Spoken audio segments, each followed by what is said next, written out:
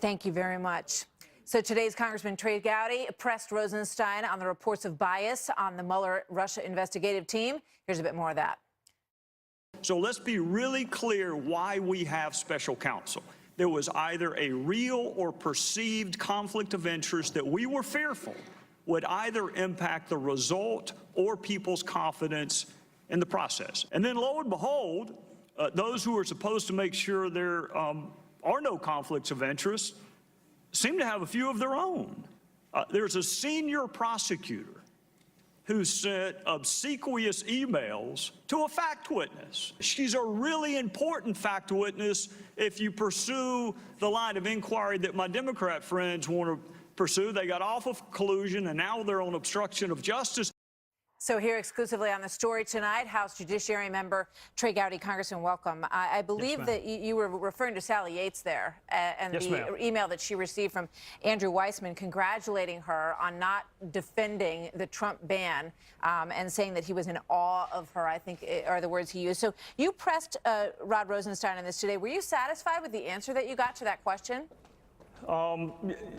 A little bit, but you know, he was explaining all day. This is a really bad fact pattern. I hate it for Rod Rosenstein that he's the one explaining it, because he's not Peter Strzok and he's not Andy McCabe and he's not Jim Comey, so he's having to do a little bit of cleanup. But these are really bad facts if you care about an impartial, objective Department of Justice and FBI. All right, I want to go to the other part of the text messages that goes to this question of conspiracy, because as Ed Henry laid out, the timeline on all of this is very problematic. This is a text message from Peter Strzok to Lisa Page. I want to believe the path you threw out for consideration in Andy's office, that there's no way he gets elected, but I'm afraid we can't take that risk. It's like an insurance policy in the unlikely event that you die before you're 40. Now, you know, obviously everyone's going to try to figure out what he was going to do to make sure that you couldn't take that risk.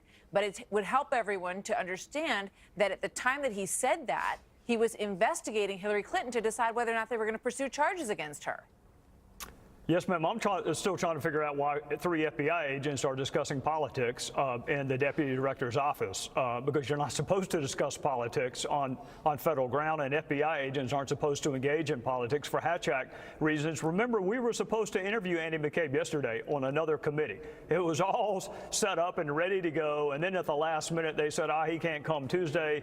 He's going to come next week. I'll be shocked if he comes next week. I'll be a little bit surprised if he's still an employee of the FBI this time next week. But the notion that 3 bureau agents would be conspiring or plotting on how to handle the outcome of a presidential election is the opposite of what you want in an objective, dispassionate, neutral FBI. All right, so you said that when you go home to South Carolina next week, you're going to get a lot of questions about all of this. Yes, ma'am. And I would imagine that your constituents are going to want to know, so what happens? You know, what happens now? How are they going to right this ship?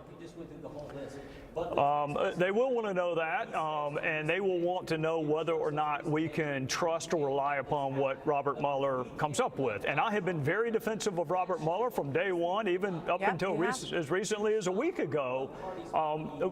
But he hired some people that have terrible bias, and he didn't have to. There are plenty of women and men who don't contribute to political campaigns. There are plenty of prosecutors he could have hired.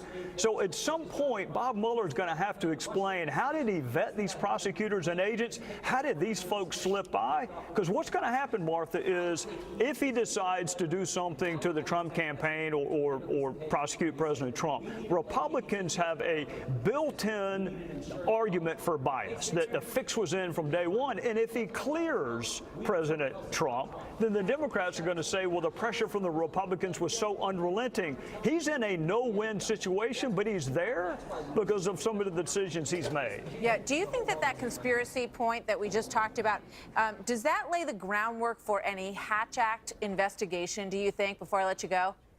Well, I think using an official phone to discuss politics is a Hatch Act violation. That's my old job, but it is incredibly problematic that you are in the deputy. Remember, Jim Comey gets very sanctimonious when you talk to him about a politicized FBI. Very sanctimonious. Well, guess what? In his deputy director's office, they were discussing how to prevent one candidate from becoming president of the United States. It doesn't get any more political than that. That they wanted some kind of insurance policy against that potential eventuality, which they obviously all found an atrocious idea.